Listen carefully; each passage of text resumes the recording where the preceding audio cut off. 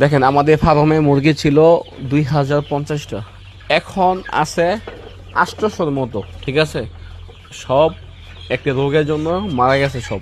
এই যে মারা গেছে দেখেন, এই যে মুরগি আজকে রাতে 700 থেকে 800 মারা গেছে। ঠিক আছে, ও, এর আগের দিন মারা গেছে 300-400। ঠিক আছে, আমাদের মুরগি সব শেষ, আমাদের এবার ব্যবসায় লস।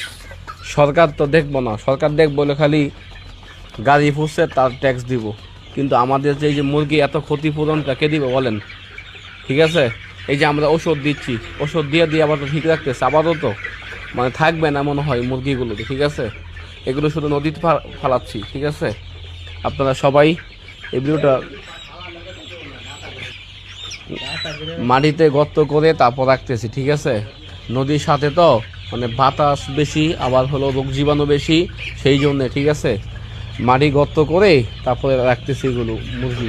এখন কি করবো বলেন, আমাদেরকে অবস্থা টাইট করে দিচ্ছে। ঠিক আছে, তো আপনারা সবাই এই ভিডিওটা সবাই শেয়ার করবেন, সবাই প্লিজ সবাই শেয়ার করবেন। দেখেন কি অবস্থা আমাদের মুরগি, এই দেখেন মুরগি এগুলো, এই যে কিছু কিছু এগুলো জব করতে হবে, আর এগুলো এই যে দেখেন দুনিয়া থেকে চলে গেছে।